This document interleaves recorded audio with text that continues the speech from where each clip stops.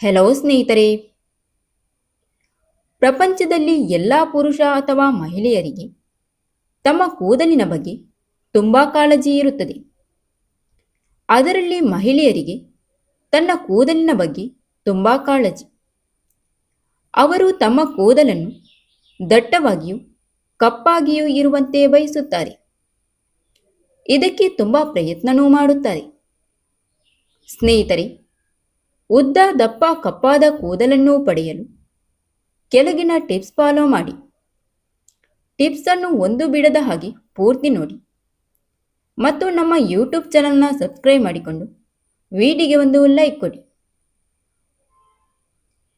ತಲೆಯ ಬುರುಡೆಗೆ ತೈಲದ ಅವಶ್ಯಕತೆ ಇರುವುದರಿಂದ ಕೊಬ್ಬರಿ ಎಣ್ಣೆ ಅಥವಾ ಆಲಿವ್ ಆಯಿಲ್ನಿಂದ ಮಸಾಜ್ ಮಾಡಿ ಅರ್ಧ ಗಂಟೆಯ ನಂತರ ಸ್ನಾನ ಮಾಡಿದರೆ ತಲೆಯಲ್ಲಿ ರಕ್ತ ಪರಿಚಲನೆ ಚೆನ್ನಾಗಿ ಆಗಿ ಕೂದಲಿನ ಆರೋಗ್ಯ ವೃದ್ಧಿಸುತ್ತದೆ.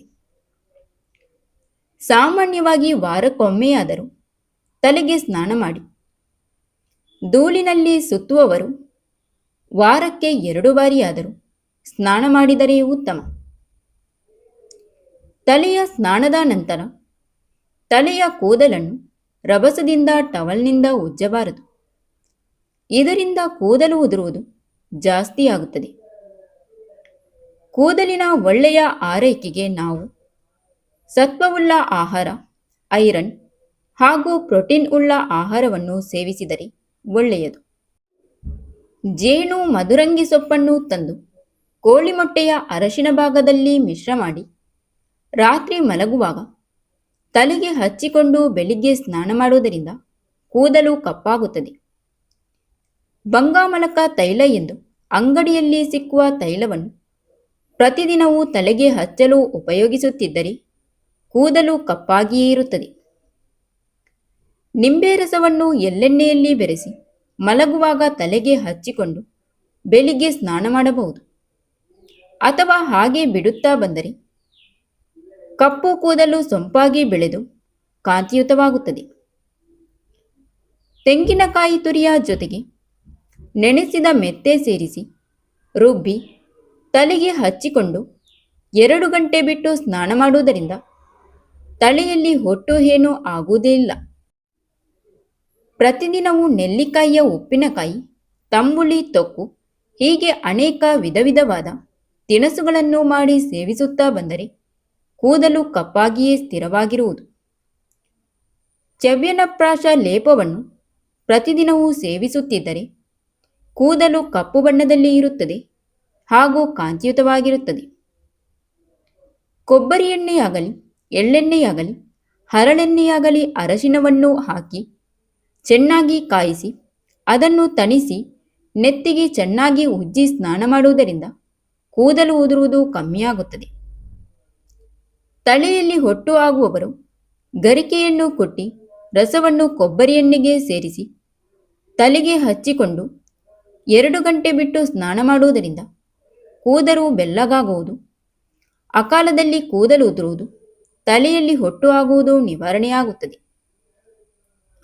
ಹರಳೆಣ್ಣೆಯನ್ನು ತಲೆಗೆ ನಿತ್ಯವೂ ಹಚ್ಚುವುದರಿಂದ ತಂಪಾಗಿ ಕೂದಲು ಕಾಂತಿಯುತವಾಗಿ, ನೀಳವಾಗಿ, ಸೊಂಪಾಗಿ ಬೆಳೆಯುವುದಲ್ಲದೆ ಕೂದಲು ಉದುರುವುದು, ಹೊಟ್ಟು ಆಗುವುದು ನಿವಾರಣೆಯಾಗುತ್ತದೆ. ಎಳ್ಳೆಣ್ಣೆಯಲ್ಲಿ ವೀಳ್ಯದೆಲೆಯನ್ನು ನುಣ್ಣಗೆ ಅರೆದು ಮಿಶ್ರ ಮಾಡಿ ತಲೆಗೆ ರಾತ್ರಿ ಹಚ್ಚಿ ಬೆಳಿಗ್ಗೆ ಸ್ನಾನ ಮಾಡುವುದರಿಂದ ಹೊಟ್ಟು ಆಗುವುದು, ಕೂದಲು ಉದುರುವುದು ನಿಂತು ಹೋಗುತ್ತದೆ. ನೆರೆ ಕೂದಲಿಗೆ ದಂಟಿನ ಸೊಪ್ಪಿನ ರಸವನ್ನು ತೆಗೆದು ತಲೆಗೆ ಸವರಿ ಹಾಗೆಯೇ ಬಿಟ್ಟು ಮಾರನೆಯ ದಿನ ಸ್ನಾನ ಮಾಡುವುದರಿಂದ ಕೂದಲು ಮೃದುವಾಗಿ ರೇಷ್ಮೆಯಂತೆ ಹೊಳೆಯುವುದು. ಕರಿಲಕ್ಕಿ ಸೊಪ್ಪಿನ ರಸಕ್ಕೆ ಎಳ್ಳೆಣ್ಣೆಯನ್ನು ಹಾಕಿ ಕಾಯಿಸಿ ಪ್ರತಿದಿನವೂ ಕೂದಲಿಗೆ ಹಚ್ಚುತ್ತಾ ಬಂದರೆ ಕೂದಲು ಕಪ್ಪಾಗುವುದು. ನೆಲ್ಲಿ ರಸ, ಗರುಗದ ಸೊಪ್ಪಿನ ರಸ, ಜ್ಯೇಷ್ಠ ಮಧುವಿನ ಚೂರ್ಣ ಹಾಕಿ ತಯಾರಿಸಿದ ಎಣ್ಣೆಯನ್ನು ಮಂಡಿಗೆ ಹಚ್ಚುತ್ತಾ ಬಂದರೆ ಕೂದಲು ಕಪ್ಪಾಗುವುದು. ತ್ರಿಫಲ ಜ್ಯೇಷ್ಠ ಮಧು ಕಷಾಯಕ್ಕೆ ಕಣ್ಣೈದಿಲ ಗಡ್ಡೆಯ ರಸ, ಗರಗದ ರಸ ಸೇರಿಸಿ ಎಳ್ಳೆಣ್ಣೆಯಲ್ಲಿ ಹಾಕಿ ಕಾಯಿಸಿ ತಲೆಗೆ ಹಚ್ಚುವುದರಿಂದ ಕೂದಲು ಕಪ್ಪಾಗುವುದು. ಹತ್ತಿ ಬೀಜದ ತಿರುಳನ್ನು ಕುರಿಯ ಹಾಡಿನಿಂದ ಅರೆದು ಮಂಡಿಗೆ ಲೇಪಿಸುತ್ತಾ ಬಂದರೆ 7 ದಿನಕ್ಕೆ ಕೂದಲು ಕಪ್ಪಾಗುವುದು. ಮೆತ್ತೆಕಾಳು ರಾತ್ರಿ ಇಡೀ ನೆನೆಸಿ ಬೆಳಿಗ್ಗೆ ಎದ್ದ ನಂತರ ಅದನ್ನು ರುಬ್ಬಿ ತಲೆಗೆ ಹಚ್ಚಿಕೊಂಡು ಅರ್ಧ ಅಥವಾ 1 ಗಂಟೆಗಳ ಕಾಲ ಬಿಟ್ಟು ತಲೆಗೆ ಸ್ನಾನ ಮಾಡಬೇಕು. ಈ ಕ್ರಮವನ್ನು ಕೆಲವು ದಿನಗಳ ಕಾಲ ಮಾಡಿದರೆ ಕೂದಲು ಉದುರುವುದು ಕಡಿಮೆಯಾಗುತ್ತದೆ.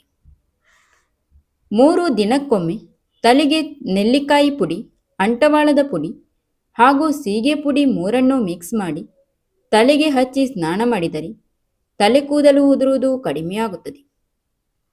ವಾರಕ್ಕೊಮ್ಮೆ ತಲೆಗೆ ಹರಳೆಣ್ಣೆ ಹಾಕಿ ಮಸಾಜ್ ಮಾಡಿ ಅರ್ಧ ಗಂಟೆ ಬಿಟ್ಟು ತಲೆಗೆ ಸ್ನಾನ ಮಾಡಿ. ಇದರಿಂದ ಕೂದಲು ಉದುರುವುದು ಕಡಿಮೆಯಾಗಿ ಕೂದಲು ಸೊಂಪಾಗಿ ಬೆಳೆಯುತ್ತದೆ. ಇದರಿಂದ ದೇಹಕ್ಕೂ ತಂಪಾಗುತ್ತದೆ.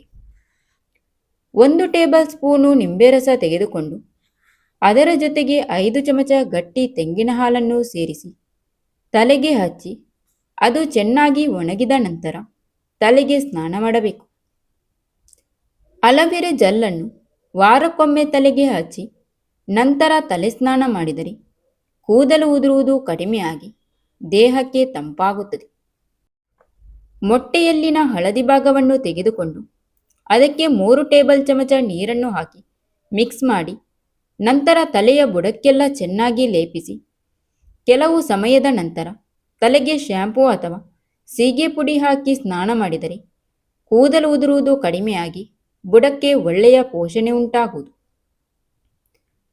ಹುಳಿಯಾದ ಮಜ್ಜಿಗೆಯಲ್ಲಿ ಕರಿಬೇವಿನ ಎಲೆಗಳನ್ನು ಹಾಕಿ ನುಣ್ಣಗೆ ರುಬ್ಬಿಕೊಂಡು ತಲೆಗೆ ಹಚ್ಚಿ 15 ನಿಮಿಷಗಳ ಕಾಲ ಬಿಟ್ಟು ನಂತರ ಉಗುರು ಬೆಚ್ಚಗಿನ ನೀರಿನಲ್ಲಿ ಸ್ನಾನ ಮಾಡಿ. ಹೀಗೆ ವಾರಕ್ಕೊಮ್ಮೆ ಮಾಡುವುದರಿಂದ ಅಕಾಲಿಕ ನೆರೆಯನ್ನು ತಡೆಯಬಹುದು. ಸ್ಟ್ರಾಂಗ್ ಆದ ಟೀ ಡಿಕಾಕ್ಷನ್ ಅನ್ನು ತಲೆಗೆ ಹಚ್ಚಿ ಅರ್ಧ ಗಂಟೆಗಳ ಕಾಲ ಬಿಟ್ಟು ಸ್ನಾನ ಮಾಡಿದರೆ ಅಕಾಲಿಕ ನೆರೆಯನ್ನು ತಡೆಯಬಹುದು. ಇದನ್ನು ವಾರಕ್ಕೊಮ್ಮೆ ಮಾಡಿದರೆ ಸಾಕು. ಮೆತ್ತೆಕಾಳನ್ನು 6-7 ಗಂಟೆ ಚೆನ್ನಾಗಿ ನೆನೆಸಿ ನಂತರ ಅದನ್ನು ನುಣ್ಣಗೆ ಮಿಕ್ಸ್ ಮಾಡಿ ತಲೆಗೆ ಹಚ್ಚಿ ಸ್ನಾನ ಮಾಡುವುದರಿಂದ ಕ್ರಮೇಣವಾಗಿ ಹೊಟ್ಟು ನಿವಾರಣೆಯಾಗುತ್ತದೆ. ತಲೆಗೆ ಆಗಾಗ ಮಜ್ಜಿಗೆ ಹಾಕಿ ಸ್ನಾನ ಮಾಡಿದರೆ ಹೊಟ್ಟು ಹೋಗುತ್ತದೆ ಹಾಗೂ ಕೆರೆತ ನಿವಾರಣೆಯಾಗುತ್ತದೆ. ಯಾವುದೇ ದಾಸವಾಳದ ಎಲೆಯನ್ನು ಚೆನ್ನಾಗಿ ತೊಳೆದು ರುಬ್ಬಿ ಅದರ ಜೊತೆಗೆ ಮಜ್ಜಿಗೆ ಹಾಕಿ ತಲೆಗೆ ಹಚ್ಚಿ ಅರ್ಧ ಗಂಟೆ ಬಿಟ್ಟು ಸ್ನಾನ ಮಾಡಿದರೆ ಹೊಟ್ಟು ಹೋಗುತ್ತದೆ. ಮೊಟ್ಟೆ ಒಡೆದು ಅದರೊಳಗಿನ ಹಳದಿ ಭಾಗವನ್ನು ತೆಗೆದುಕೊಂಡು ಅದರ ಜೊತೆಗೆ ನಿಂಬೆಹಣ್ಣಿನ ರಸ ಸೇರಿಸಿ ಅದನ್ನು ತಲೆಗೆ ಹಚ್ಚಿಕೊಂಡು ಅರ್ಧ ಗಂಟೆಯ ನಂತರ ಸ್ನಾನ ಮಾಡುವುದರಿಂದ ತಲೆಯ ಹೊಟ್ಟು ನಿವಾರಣೆಯಾಗುತ್ತದೆ. ರಾಗಿ ಹಿಟ್ಟನ್ನು ನೀರಿನಲ್ಲಿ ಕದಡಿ ಅದನ್ನು ತಲೆಗೆ ಹಚ್ಚಿ ಸ್ನಾನ ಮಾಡುವುದರಿಂದ ಹೊಟ್ಟು ನಿವಾರಣೆಯಾಗುವುದು. ಬಾಳೆದಿಂಡಿನ ಒಳಗೆ ಇರುವ ಪದರದಲ್ಲಿ ಬರುವ ಹಸಿರು ಭಾಗವನ್ನು ತೆಗೆದು ಅದನ್ನು ತುರಿದು ಎಣ್ಣೆ ಜೊತೆಗೆ ಬೆರೆಸಿ ತಲೆಗೆ ಹಚ್ಚಿ ಸ್ವಲ್ಪ ಸಮಯದ ನಂತರ ಸ್ನಾನ ಮಾಡುವುದರಿಂದ ಹೊಟ್ಟು ಕ್ರಮೇಣವಾಗಿ ಕಡಿಮೆಯಾಗುತ್ತದೆ. 3-4 ದಿನದ ಹುಳಿ ಮೊಸರನ್ನು ತಲೆಬುರುಡಿಗೆ ಹಚ್ಚಿ ಅರ್ಧ ಗಂಟೆಯ ನಂತರ ಸ್ನಾನ ಮಾಡಿದರೆ ಹೊಟ್ಟಿನ ಸಮಸ್ಯೆ ನಿವಾರಣೆಯಾಗುತ್ತದೆ. ತಾಜಾ ಮೆಂತ್ಯೆ ಸೊಪ್ಪನ್ನು ಅರೆದು ತಲೆಗೆ ಹಚ್ಚಿ ಸ್ವಲ್ಪ ಸಮಯದ ನಂತರ ತಲೆಗೆ ಶ್ಯಾಂಪೂ ಅಥವಾ ಅಂಟವಾಳದ ಕಾಯಿ ಹಾಕಿ ತೊಳೆಯಿರಿ. ಇದರಿಂದ ಕ್ರಮೇಣವಾಗಿ ಹೊಟ್ಟು ನಿವಾರಣೆಯಾಗಿ ಕೂದಲಿಗೆ ಕಾಂತಿ ಬರುತ್ತದೆ. ತಲೆಗೆ ಬ್ರಾಂದಿಯನ್ನು ಹಚ್ಚಿ ಸ್ವಲ್ಪ ಸಮಯದ ನಂತರ ತಲೆಗೆ ಸ್ನಾನ ಮಾಡುವುದರಿಂದ ತಲೆಯಲ್ಲಿನ ಹೊಟ್ಟು ಕ್ರಮೇಣ ಕಡಿಮೆಯಾಗುವುದು. ಇದು ಕೆಲವರಿಗೆ ಮಾತ್ರ ಸೂಕ್ತವೆನಿಸುತ್ತದೆ. ಹೇನನ್ನು ತಲೆಯಿಂದ ಹೋಗಲಾಡಿಸಲು ತುಳಸಿ ಬೀಜವನ್ನು ತೆಗೆದು ಒಂದು ಬಟ್ಟೆಯಲ್ಲಿ ಕಟ್ಟಿ ಅದನ್ನು ಮಲಗುವ ಮುನ್ನ ತಲೆದಿಂಬಿನ ಕೆಳಗೆ ಇಟ್ಟು ಮಲಗಿದರೆ ಹೇನು ನಿವಾರಣೆಯಾಗುತ್ತದೆ. ಅಂಗಡಿಯಲ್ಲಿ ಸಿಗುವ ಮೆಡಿಕೇರನ್ನು ಉಪಯೋಗಿಸುವುದರಿಂದ ಹೇನನ್ನು ನಿವಾರಿಸಿಕೊಳ್ಳಬಹುದು. ಕರ್ಪೂರದ ಪುಡಿಯನ್ನು ಮಾಡಿ ನಂತರ ಅದನ್ನು ಕೊಬ್ಬರಿ ಎಣ್ಣೆಗೆ ಹಾಕಿ ತಲೆಗೆ ಹಚ್ಚುವುದರಿಂದ ಹೇನುಗಳು ನಾಶವಾಗುತ್ತದೆ.